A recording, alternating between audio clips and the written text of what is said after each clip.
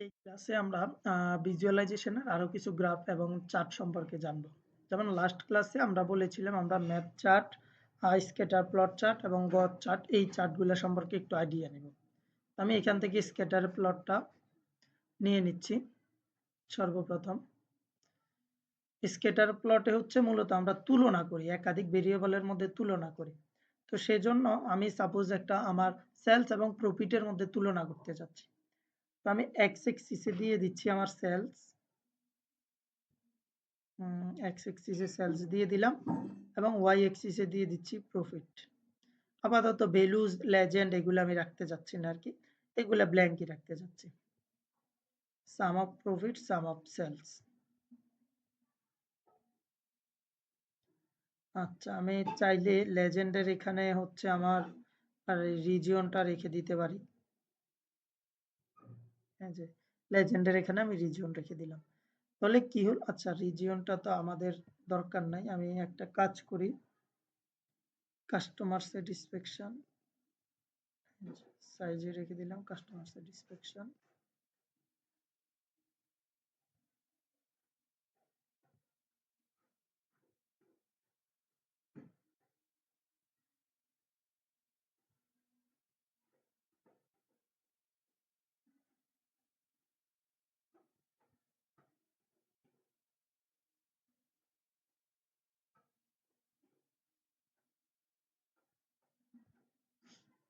এই যে এটা হচ্ছে আমার টোটাল সেলস এবং প্রফিটের মধ্যে আমি যদি কম্পেয়ার করতে চাই আর কি।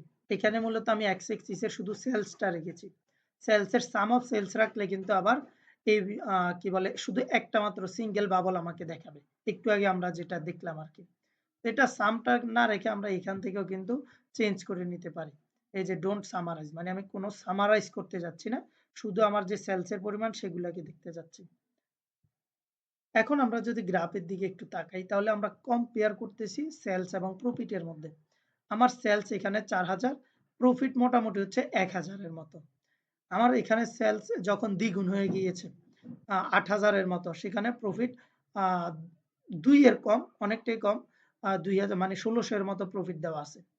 আমি দেখতেছি এখানে একটা লিনিয়ার রিলেশনশিপ, মানে আমার সেলসের পরিমাণ যত বাড়তেছে আমার প্রফিটের পরিমাণ কিন্তু সেই অনুযায়ী বাড়তেছে।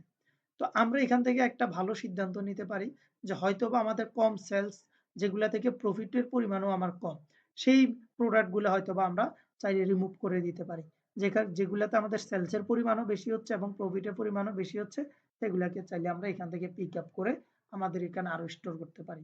মানে বিভিন্ন ধরনের ইনসাইট কিন্তু আমরা এই স্ক্যাটার প্লট থেকে দেখতে পারি। সহজ ভাষায় যদি আমি বলি, মাল্টিপল ভেরিয়েবলকে কম্পেয়ার করার জন্য আমরা হচ্ছে স্ক্যাটার প্লটটা ব্যবহার করে থাকি। এখন এক্স এক্সিসে চাইলে আমি আরো অনেকগুলো ভ্যালু কিন্তু এখানে রাখতে পারি। তো এই হচ্ছে আমার স্ক্যাটার প্লট। এখন আমরা দেখব একটা ম্যাপ চার্ট। ম্যাপ চার্টের জন্য আমি ম্যাপ চার্টটা এখান থেকে পিক করে নিলাম বা সিলেক্ট করে নিলাম আর কি। এটাকে একটু রিসাইজ করে নিচ্ছি। ম্যাপ চার্টের আন্ডারে আমাদের লেটিটিউড এবং লঙ্গিটিউড, আগে এই দুইটাকে আমি ফিল আপ করে নিই। আমাদের ডাটা কিন্তু আছে লেটিটিউড, এই ডাটাটাও আমি প্রোভাইড করে দিব, সমস্যা নাই। এবং লঙ্গিটিউডের ঘরে আমি লঙ্গিটিউডটা দিয়ে দিলাম। আমাদের ম্যাপটা কিন্তু কিছুটা ভিজিবল হয়ে গিয়েছে। এরপর হচ্ছে লেজেন্ডের এখানে আমি দিয়ে দিচ্ছি, আচ্ছা আমার বাবল সাইজটাকে ঠিক করে নিই, এটা আমি দেই সেলস, বাবল সাইজে দিয়ে দিলাম সেলস। দেয়ার সাথে সাথে কিন্তু কিছুটা ভিজিবল হয়ে গিয়েছে। এখন আমার বাকি হচ্ছে লেজেন্ড। লেজেন্ডে আমি রিজিয়নটা চুজ করে নিই। সিটি, কান্ট্রি, রিজিয়ন যে কোনো কিছু আমরা চুজ করতে পারি। এখন যদি আমি আমার গ্রাফের দিকে একটু তাকাই, দেখুন আমার গ্রাফগুলা কিন্তু রিজিয়ন অনুযায়ী বা আমার কান্ট্রি অথবা রিজন বলতে খুব সম্ভবত এগুলা কোনো আহ, কি বলে মহাদেশকে চুজ করেছে আর কি। তো এইখানে হচ্ছে এটা কোথায়, এটা হচ্ছে এশিয়া রিজিয়ন। এশিয়া রিজিয়নের মধ্যে আমার হচ্ছে বাবল সাইজটা হচ্ছে আমার সেলসের পরিমাণ, যে বাবলসটা বড় সেটা হচ্ছে সেখানে সেলসের পরিমাণটা বেশি। আমরা যদি দেখি নর্থ আমেরিকাতে বাবল সাইজ হচ্ছে সবচেয়ে বড়, এর মানে আমাদের সবচেয়ে বেশি সেলস হয়েছে নর্থ আমেরিকাতে। অন্যদিকে এশিয়ার মধ্যে, এটা কি এশিয়া নাকি, হ্যাঁ এশিয়ার মধ্যে, এশিয়ার এই অংশে আমাদের বাবল সাইজটা সবচেয়ে ছোট অথবা সাউথ আমেরিকাতে আমাদের বাউল সাইজটা অনেক ছোট। তো সেখানে আমাদের সেলস এর পরিমাণটা কিন্তু কম হয়েছে। তো এভাবে কিন্তু আমরা আইডেন্টিফাই করে নিতে পারি। ফিল্ড ম্যাপ নিয়ে একটু কাজ করব। তো আমি এখান থেকে ফিল্ড ম্যাপটা চুজ করে নিলাম। ফিল্ড ম্যাপ আমাদের ম্যাপ ভিজুয়ালের মতোই, জাস্ট এটা হচ্ছে আমরা একটু ফিল্ড আকারে দেখাবে আর কি। আমাদের ম্যাপের মধ্যে বাবল আকারে দেখাতো, আর ফিল্ড ম্যাপের মধ্যে ম্যাপের মধ্যেই আমাদেরকে রিজিয়ন অনুযায়ী আমরা যে ভ্যালুগুলা দিচ্ছি সেগুলার আনসার বা গ্রাফিক্যাল রিপ্রেজেন্টেশনটা শো করবে। আমি একটা এক্সাম্পল দিই তাহলে বুঝবেন। যেমন আমার রিজিয়নটা আমি লোকেশনে রাখলাম, দেন হচ্ছে আমার যে সেলস সেটাকে আমি টুল টিপসে রেখে দিই। আর বাকিগুলা কভার না করলেও চলবে, কোনো প্রবলেম নেই। কিন্তু এখানে মেজর কোনো চেঞ্জ কিন্তু বোঝা যাচ্ছে না। তবে এতটুকু বুঝতে পারতেছি যে আমাদের south America, north America, Europe, Asia এগুলাতে আমাদের সেলস আছে।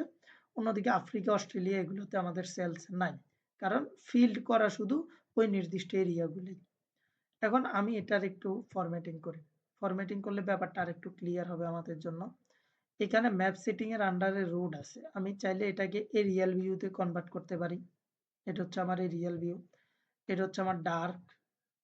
এরপর হচ্ছে লাইট ভিউ আছে। মানে যে রকম ভিউ আমরা চাই আরকি। তো আমি এটাকে এরিয়াল ভিউ করে দিলাম। দেন এখানে কন্ট্রোল বলতে মানে জুম করব কি করব না এগুলো আরকি। আমরা চাইলে অন করে রাখতে পারি। ফিল কালারের আন্ডারে এখানে কালার শুধু একটা কালার দেওয়া। আমি কি করলাম, শো অল এ ক্লিক করে একেকটা রিজিয়নের জন্য একেকটা কালার চুজ করতেছি। এশিয়ার জন্য যেটা আছে এটাই থাকুক। ইউরোপের জন্য দিয়ে দিলাম এই কালার। নর্থ আমেরিকার জন্য লেটস সে এই কালারটা দিয়ে দিলাম। আচ্ছা না, এটা ওইভাবে বোঝা যায় না। এটা দিয়ে দিই। দেন হচ্ছে সাউথ আমেরিকার জন্য একটা গ্রে কালারের মতো করে দিই। এখন আমরা যদি আমাদের গ্রাফটা দেখি তাহলে কিন্তু খুব ইজিলি বুঝতে পারি যে কোথায় আমাদের সেলসটা বেশি। আমরা এখান থেকে দেখতে পাচ্ছি যে আমাদের এশিয়া এবং নর্থ আমেরিকাতে সেলসের পরিমাণটা বেশি হয়ে আছে। তো এটাই হচ্ছে ফিল্ড ম্যাপ। আমরা ম্যাপ গ্রাফের মাধ্যমেও কিন্তু ইজিলি ফাইন্ড আউট করে নিতে পারি যে আমাদের সেলসের পরিমাণ বা আমাদের ভ্যালুর পরিমাণ কোন রিজিয়নে বেশি বা কম আছে। এটা হচ্ছে আমাদের ফিল্ড ম্যাপ। এখন আমরা আসি গজ চার্ট নিয়ে। এই যে গজ চার্ট। গজ চার্ট মূলত ইউজ করা হয় তুলনা করার জন্য। সেলস, প্রফিট এগুলোর ক্ষেত্রে বেশি ব্যবহার করা হয়। যেমন সর্বপ্রথম আমাদের এখান থেকে আমরা ভ্যালু এবং টার্গেটেড ভ্যালু এই ২ টা দিয়ে দেখতেছি। সবগুলো ঘর আসলে ফিল আপ করার প্রয়োজন হয় না। তো ভ্যালু সাপোজ আমি সেলস দিয়ে দিলাম হচ্ছে আমার ভ্যালু। আর আমার টার্গেট সেলস নামে কিন্তু আরেকটা অপশন আছে। তো আমি এই যে টার্গেট ভ্যালুতে টার্গেট সেলসটা দিয়ে দিলাম। এটা দ্বারা বুঝায় কম্পেয়ার করতেছি আরকি কাইন্ড অফ, যে আমার টার্গেট সেলস হচ্ছে ১৮৫ কে এবং আমার এই পর্যন্ত সেলস হয়েছে ১৫৩ কে। তো আমি আমার টার্গেট থেকে কতটুকু দূরে বা কাছে আছি সেটা কিন্তু আমরা গজ চার্টের মাধ্যমে খুব ইজিলি বুঝে যেতে পারি। আমরা কোনো এখানে র ডেটা ইউজ করতেছি না। একটা গ্রাফের মাধ্যমেই কিন্তু আমরা ফাইন্ড আউট করে ফেলতে পারি যে আমাদের টার্গেট সেলসটা বা টার্গেট ভ্যালুটা থেকে আমরা কতটুকু পিছিয়ে আছি বা কতটুকু ক্রস করে ফেলেছি। এটা হচ্ছে এর মাধ্যমে খুব সিম্পলি আমরা আম এই কাজটা করে নিতে পারি।